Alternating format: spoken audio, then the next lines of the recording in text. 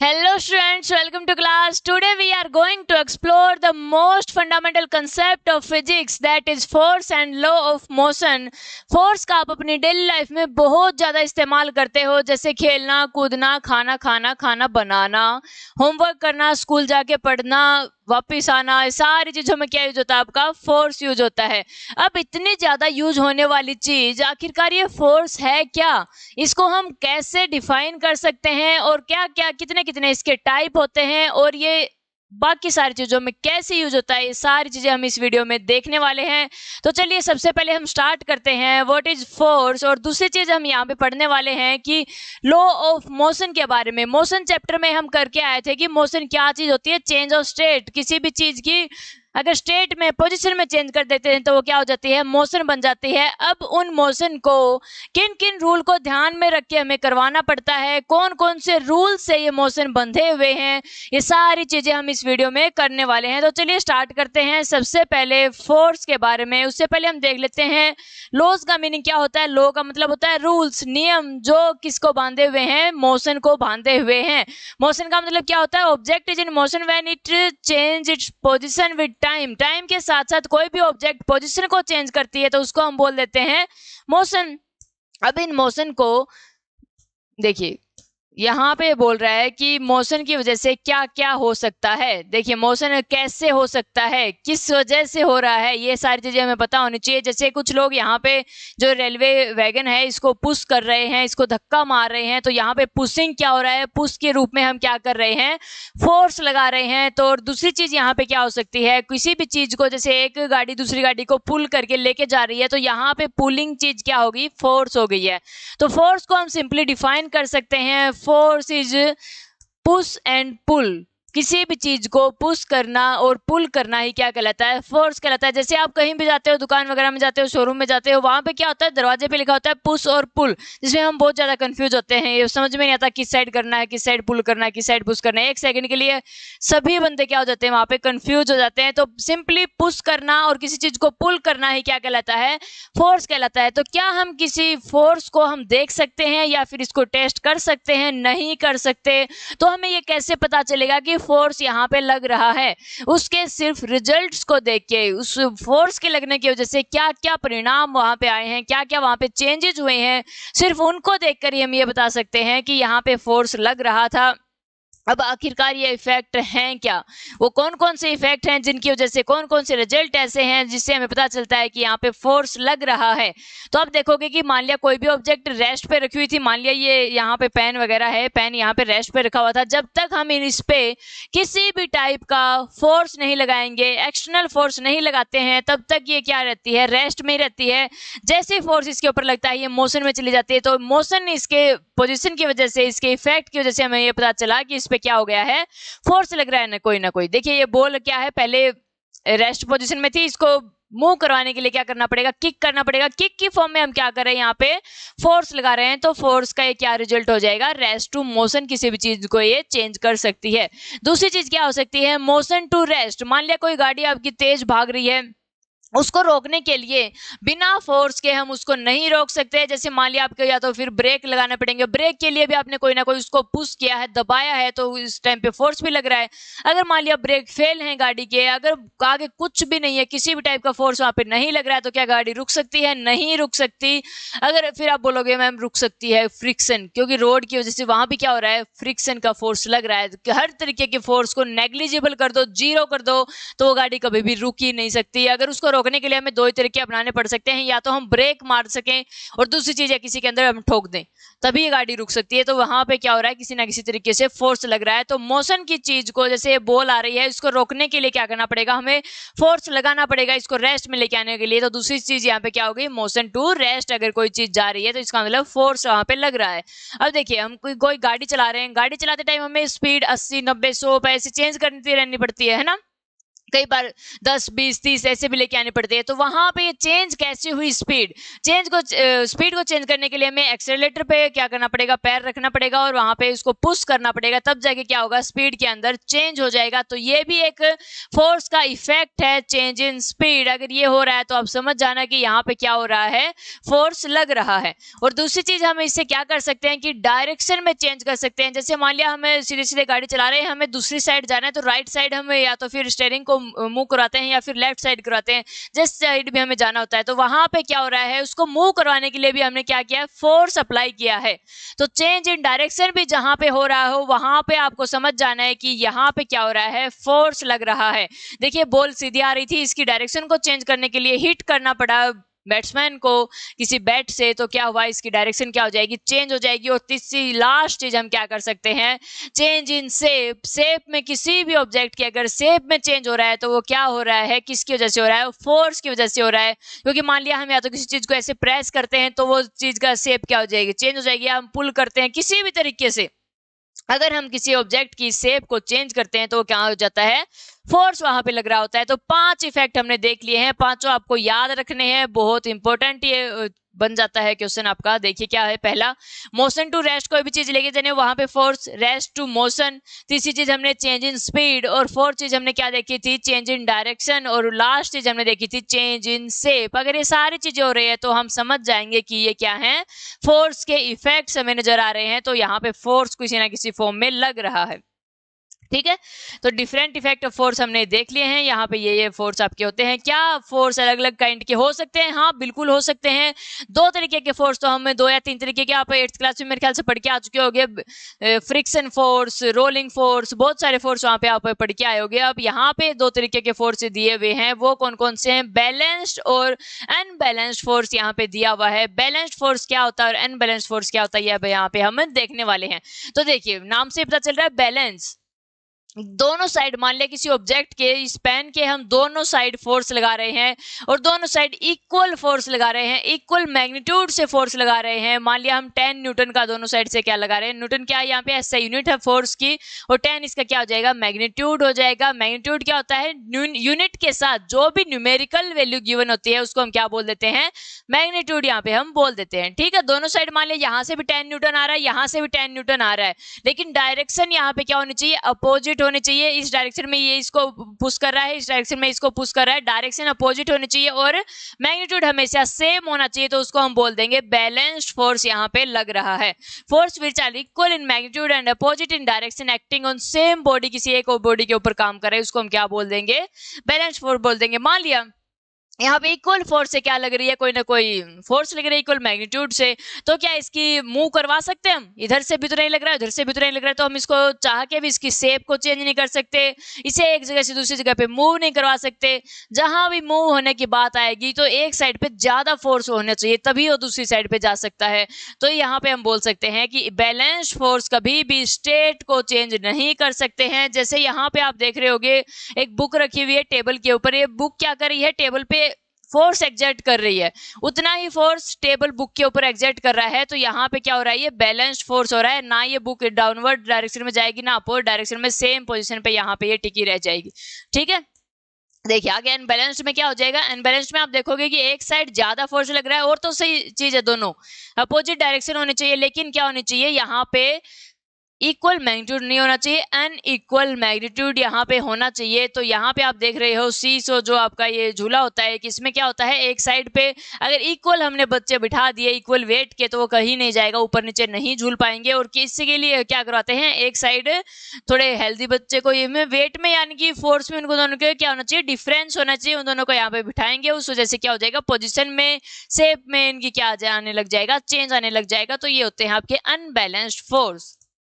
Unbalance force की वजह से क्या हो सकता है, स्टेट में किसी भी बॉडी के चेंज हो सकता है, कोई भी बॉडी मोशन में जा सकती है, कोई बॉडी रेस्ट में आ सकती है, वो अनबैलेंस फोर्स की वजह से ही होगी। और अनबैलेंस फोर्स क्या कर सकता है, एक्सेलरेशन इसकी वजह से हो सकता है, क्योंकि वेलोसिटी में चेंज होगा। अगर अनबैलेंस्ड है तो rate of change of velocity को हम क्या बोल देते हैं, एक्सेलरेशन यहाँ पे बोल देते हैं। ये तो था आपका फोर्स के क्या क्या इफेक्ट यहाँ पे होते हैं। अब हम देखेंगे इनर्शिया क्या होता है। इनर्शिया आपके टॉपिक यहाँ पे ये बहुत ज्यादा इंपॉर्टेंट हो जाता है। देखिए यहाँ पे क्या कहलाता है इनर्शिया। इनर्शिया का मतलब होता है रजिस्ट। रजिस्ट का मतलब होता है रोकना, अपोज करना, स्टॉप करना किसी भी चीज को। ठीक है, अगर मान लिया कोई ऑब्जेक्ट है, सबसे पहले हम इसकी एक बार डेफिनेशन देख लेते हैं, फिर इसको समझेंगे अच्छे तरीके से। Inertia is natural tendency of an object. Object क्या है? नेचुरल टेंडेंसी है to resist a change in it state of rest और मोशन। अगर मान लिया कोई ऑब्जेक्ट रेस्ट में है, उसको हम मोशन में करवाना चाहते हैं, तो थोड़े टाइम के लिए उसको पसंद नहीं आएगा कि मैं मोशन में जाना चाहूँ, उसको मोशन में नहीं जाना चाहेगी, तो कुछ टाइम के लिए अपनी स्टेट को चेंज करने से वो मना कर देती है कि मैं अपनी स्टेट को चेंज नहीं करूंगी। ठीक है, अगर मान लिया कोई ऑब्जेक्ट मोशन में जा रही है, उसको एकदम से हम रेस्ट में लेके आ रहे हैं, सडन यहाँ पे बात हो रही है, सडनली कोई एकदम से अचानक से फोर्स लगाना पड़ता है, उसके लिए हम क्या लेके आ रहे हैं? उसको रेस्ट में लेके आ रहे हैं, तो कुछ टाइम के लिए वो अपोज करेगी उस चीज को कि मैं रेस्ट में नहीं आऊंगी। यहाँ पे एग्जाम्पल आप देख सकते हो।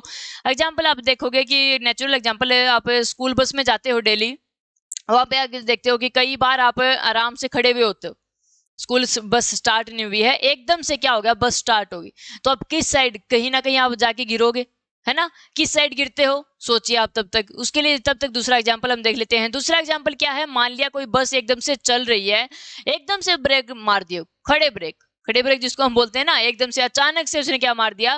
ब्रेक मार दिए हैं, तो हम फिर भी कहीं ना कहीं जाके गिरेंगे। ठीक है, दोनों सिचुएशन में हम देख लेते हैं कि हम गिरते क्यों हैं, ऐसा क्या हो गया, हम क्यों गिरते हैं। सबसे पहली सिचुएशन, मान लिया हम क्या है? रेस्ट में थे, आराम से बैठे हुए थे, सडनली एक फोर्स लगा, अनबैलेंस फोर्स लगा, जिसकी वजह से जो बस थी वो अचानक से चल पड़ी। हमारे जो पैर थे बॉडी के, वो किसके कांटेक्ट में थे? डायरेक्ट बस के कांटेक्ट में थे। हमारी अपर जो बॉडी थी वो बस के कांटेक्ट में नहीं थी। तो क्या हुआ? जो पैर थे वो तो बस के साथ साथ चले गए, लेकिन अपर बॉडी को तब तक ये पता ही नहीं चला कि हमारे पैर क्या हो गए? मोशन में हो गए। तो कुछ सेकंड के लिए वो अपर बॉडी हमारी क्या कर देती है? रजिस्ट करती है चेंज को। जो क्या हो रही है? रेस्ट से बाहर नहीं आने चाहती, आरामदायक सिचुएशन से बाहर नहीं आना चाहती। उसको ये पता ही नहीं चलता कि पैर हमारे बस के साथ साथ आगे चले गए हैं, तो हम क्या होता है? एकदम से पीछे हमारे यहाँ पे ऐसे झटका लगता है।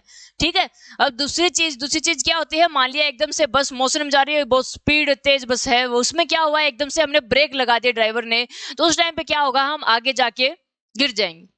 आगे जाके क्यों गिरे? देखिए, हमारे पैर क्या थे? डायरेक्ट कांटेक्ट में थे बस के, अपर बॉडी हमारी बस के डायरेक्ट कांटेक्ट में नहीं थी। तो क्या हुआ? एकदम हमारी बॉडी जा रही थी फास्ट फास्ट फास्ट फास्ट, ठीक है, एकदम से रुकी। पैरों को तो पता चल गया कि बस रुक चुकी है, तो पैर भी क्या होते हैं? एकदम स्टॉप हो जाएंगे। लेकिन अपर बॉडी को थोड़ा सोचने में टाइम लगेगा कि भाई रुके हैं, क्या हुआ हमारे साथ, ये क्या हो गया एकदम से। तो अपर बॉडी को टाइम लगता है सोचने के लिए, तो वो थोड़ा सा आगे जाके क्या होती है? रुकती है कुछ सेकंड के लिए। क्या होगा? वो रजिस्ट करेगी चेंज करने के लिए कि मैं रेस्ट में नहीं आऊंगी, मैं तो मोशन में ही जा रही थी, एकदम से क्या कर दिया? मैं रेस्ट में आ गई। ठीक है, तो उसको ये बात हजम नहीं होती, तो थोड़े टाइम के लिए वो क्या होगी? बस के साथ साथ आगे चलती जाएगी। फिर उसको याद आएगा वो पीछे जाने में ही भलाई है भाई, वरना तो गिर जाएंगे। ठीक है, तो दो सिचुएशन यहाँ पे आप याद रखोगे। जब भी आप स्कूल बस में बैठते हो, जब भी स्कूल में जाते हो, तो इन चीजों को आप करके देखोगे, एक्सपेरिमेंट करके देखोगे, तब आपको इनर्शिया समझ में आएगा। फिजिक्स एक ऐसी चीज है जिसको आप एक्सपेरिमेंटली डेली लाइफ में कर सकते हो बड़े इजीली। ठीक है, तो आप करते रहा करो एक्सपेरिमेंट। इनर्शिया तो बहुत इजी है, ये आप कर सकते हो आराम से। ठीक है, अब ये एक एग्जांपल आता है कि जो कार होती है, कार के ऊपर जो सामान हमने रख दिया है, जो लगेज हमने रखा है, उसको बांधना क्यों चाहिए? उसको टाई कर देते हैं हम किसी भी रोप से, क्यों कर देते हैं? क्योंकि क्या हुआ? सेम यहाँ पे इनर्शिया लग रहा है। इनर्शिया में क्या होता है? मान लिया स्पीड में जा रही है गाड़ी कोई भी, ये इस गाड़ी के ऊपर सामान बंधा हुआ है, इसके डायरेक्ट कॉन्टेक्ट में ये, ठीक है, डायरेक्ट कॉन्टेक्ट में है जो नीचे वाला पार्ट है वो, लेकिन अपर वाला पार्ट इसके कॉन्टेक्ट में नहीं है सामान का। तो क्या होगा? एकदम से गाड़ी ने क्या मार दिए? ब्रेक मार दिए, ब्रेक लगा दिए। तो क्या होगा? गाड़ी तो एकदम से रुक गई, लेकिन जो अपर वाला जो सामान था उसको नहीं पता कि हम रुक चुके हैं, वो तो बेचारे आगे ही जाते जा रहे हैं। तो क्या होगा? यहाँ पे एकदम से गिर जाएंगे। इसी वजह से क्या होना चाहिए? ताकि सीधा डायरेक्ट कॉन्टेक्ट में बस के इसके गाड़ी के सब कुछ रहे, इसीलिए इसको बांध दिया जाता है। एक और एग्जाम्पल आप यहाँ पे देख सकते हो, जैसे क्या होता है कई बार हम कपड़े सुखाते टाइम में ऐसे झटका के हम सुखाते हैं, ऐसे करते हैं, तो उसको हम क्या करते हैं, जो बूंदे होती हैं वो एकदम से नीचे गिर जाती है ना, नीचे क्यों गिर जाते हैं, उनको हम चकमा दे के नीचे गिरा देते हैं। कैसे, देखिए एकदम से हम क्या होगा, आराम आराम से कपड़े को ऊपर लेके जाते हैं और एकदम से यहाँ से ऐसे झटका लगाते हैं, तो वहां पे क्या हुआ, जो बूंदे थी उसके ऊपर जो वाटर ड्रॉपलेट्स थी उनको नहीं पता चल रहा, वो तो उसके कपड़े के ऊपर ही थी, आराम से जा रही थी, उनको क्या पता था एकदम से झटका लगा देंगे। उन्होंने क्या हुआ, एकदम से झटका दिया, तो क्या हुआ, जो बूंदे थी उनको पता नहीं चला कि जो कपड़ा है वो मोशन में चला गया, तो फिर क्या होगी, एकदम से वो देखेगा भाई क्या हुआ, मेरे नीचे जो इसके ऊपर मैं था बैठा था वो तो चला गया, तो क्या होगा, नीचे गिर जाएंगी। ठीक है, ऐसे क्या होता है आपके साथ, एक चीज करते हो, एक गेम खेलते ही होगे बचपन में आप, उससे पहले आप एक चीज देख लो कि इनर्शिया कि जो मतलब किससे मेजर हम करते हैं, इनर्शिया को मेजर हम करते हैं मास से, जिसका जितना ज्यादा मास होगा उतना ज्यादा उसका इनर्शिया होगा। देखिए एक तो हम देख रहे हैं, एक प्लास्टिक की बॉल हमने ले ली और एक हमने स्टोन, सेम मास, उतना ही मास है दोनों का, तो उसमें हमने क्या किया, दोनों को एक प्लास्टिक के लिए है और सेम साइज के लिए, सॉरी मास यहाँ पे डिफरेंट होगा, सेम मास कैसे हो सकता है, सेम साइज की हमने बॉल ले ली, एक प्लास्टिक की बॉल ले ली, एक स्टोन की बॉल ले ली है, ठीक है, तो उसको हमें फेंक रहे हैं, तो किससे रोकने में, किसको रोकने में ज्यादा समय लगेगा, किसको रोकने में ज्यादा फोर्स यहाँ पे लगेगा, सीधी सी बात, अभी स्टोन को रोकने में क्या लगेगा, ज्यादा फोर्स लगेगा और चोट भी ये ज्यादा पहुंचा सकता है, क्योंकि क्या होगा, इसके अंदर मास ज्यादा है, तो थोड़ा सा ज्यादा रजिस्ट करेगा अपने आप को स्टेट को चेंज करने के लिए, तो ये स्टेट चेंज करने में ज्यादा फोर्स यहाँ पे अप्लाई करना पड़ेगा, तब जाके इसको पता चलेगा हाँ भाई स्टेट को चेंज करना है। तो मास जितना ज्यादा होता जाएगा उतना ज्यादा क्या होता जाएगा, इनर्शिया यहाँ पे होता जाएगा, और एक नंबर में क्वेश्चन बन सकता है, mass of an object is measure of its inertia. ठीक है, हम क्या करते हैं, कई बार यहाँ पे ग्लास के ऊपर एक वो रख लेते हैं, कार्डबोर्ड सा पतला सा, उसके ऊपर एक वो 5 रुपए का कॉइन या फिर 2 रुपए का 1 रुपए का कॉइन यहाँ पे रख देते हैं, उस पे क्या करेंगे हम, सडन एकदम कार्डबोर्ड के ऊपर सडन से फोर्स लगाएंगे, सडन फोर्स लगाने से क्या हुआ, जो कार्डबोर्ड था वो तो बाहर चला जाएगा, लेकिन जो कॉइन था वो क्या होगा, ग्लास के अंदर गिर जाएगा। क्यों गिर जाएगा, क्योंकि कॉइन तब तक ये सोच रहा था, इनर्शिया यहाँ पे काम कर रहा है, कॉइन तब तक ये सोच रहा था कि मैं आराम से बैठा हुआ हूँ, उसको क्या पता था एकदम से सडन फोर्स यहाँ पे आ जाएगा, तो सडन फोर्स की वजह से कार्डबोर्ड को तो उठा के ले जाते हैं, फिर कॉइन को याद आता है कि भाई हाँ मैंने तो रजिस्ट, मैंने सोचा कि भाई जिसके ऊपर बैठा हूँ आराम से यहीं पे है, मैंने देखा यहाँ पे तो कुछ है ही नहीं, वो नीचे गिर जाता है फिर। ठीक है, तो कुछ टाइम के लिए क्या करता है, ये रजिस्ट करते हैं स्टेट को चेंज करने के लिए, यही इनर्शिया है, कुछ ज्यादा बड़ी माया यहाँ पे नहीं है। ठीक है, आई होप आपको यहाँ तक समझ में आया होगा। अब न्यूटन लॉ ऑफ मोशन के बारे में हम देख लेते हैं। इस वीडियो में हम Newton first law of motion के बारे में देखेंगे, उससे आगे आने वाली वीडियो में हम सेकंड लॉ ऑफ मोशन और थर्ड लॉ ऑफ मोशन को आराम से कर लेंगे। ठीक है, तो 1-2 मिनट में हम यहाँ पे क्या देख लेते हैं, फर्स्ट लॉ ऑफ मोशन को देख लेंगे। फर्स्ट लॉ ऑफ मोशन कुछ ज्यादा बड़ी लंबी चौड़ी चीज है नहीं, ये क्या है, इनर्शिया जैसा ही कुछ है आपका। देखिए क्या हो रहा है, जब तक मान लिया कोई चीज रेस्ट में है, रेस्ट में मान लिया कोई बॉल रखी हुई है, जब तक हम उसके ऊपर बाहर से अनबैलेंस्ड फोर्स नहीं लगाएंगे तो क्या वो चेंज हो सकती है, उसकी पोजीशन नहीं हो सकती। आप बोलोगे मैम क्या पता भूकंप आ जाए, बाढ़ आ जाए, उसकी वजह से साथ फ्लो होकर चले जाए, वो भी तो एक टाइप का क्या है, फोर्स ही है। जब तक उसके ऊपर किसी ना किसी टाइप का फोर्स नहीं लगेगा तब तक वो अपनी स्टेट को चेंज नहीं करेगा, रेस्ट मोशन टू रेस्ट वो चीज नहीं जाएगी। ठीक है, वैसे की वैसी वहां पे रह जाएगी। तो देखिए हम कह सकते हैं कि an object remain in same state में रहेगी, रेस्ट या फिर मोशन की में, जो स्ट्रेट लाइन में मोशन में जा रही है वो स्ट्रेट लाइन मोशन में ही रहेगी, अनलेस जब तक हम क्या नहीं कर सकते, फोर्स नहीं लगाते किसके ऊपर, उस ऑब्जेक्ट के ऊपर, तब तक वो अपनी चेंज को मतलब स्टेट को चेंज नहीं करेगी। ठीक है, तो इसके लिए हमें एक चीज याद रखनी पड़ेगी, हमेशा जैसे बॉल के ऊपर क्या कर रहे हैं हम, इसको चेंज करने के लिए स्टेट को क्या करना पड़ेगा, फोर्स यहाँ पे लगाना पड़ेगा, तो इसके बिना क्या नहीं हो सकता, इसकी स्टेट में चेंज नहीं हो सकता। ऑल ऑब्जेक्ट क्या करती हैं, रजिस्ट करती हैं change in their state. Her motion की स्टेट को चेंज करने के लिए सारी ऑब्जेक्ट्स क्या करती हैं, कुछ टाइम के लिए रजिस्ट करेंगी, वो अपने आप को मतलब स्टेट चेंज करने के लिए मना करेंगी। तो यहाँ पे क्या हो जाता है, इस चीज को हम यहाँ पे पहले भी करके आए, to resist the change of state, ये क्या था, इनर्शिया, यहाँ पे हम इसको बोल देते हैं। तो हम कह सकते हैं कि फर्स्ट लॉ ऑफ मोशन ही को ही हम क्या बोल देंगे, लॉ ऑफ इनर्शिया यहाँ पे हम बोल देते हैं। ठीक है, तो इससे आगे आने वाली वीडियो में हम न्यूटन सेकंड लॉ और थर्ड लॉ के बारे में बात करने वाले हैं। तब तक फर्स्ट लॉ ऑफ मोशन और इनर्शिया के बारे में आप अच्छे से पढ़ते रहिएगा, याद करते रहिएगा। बिल्कुल इजी ये चैप्टर है आपका। वैसे तो एक दिन का था, चलो कोई नहीं, 2 दिन में हम कवर कर लेंगे आराम आराम से। तो चलिए मिलते हैं आपसे नेक्स्ट वीडियो में।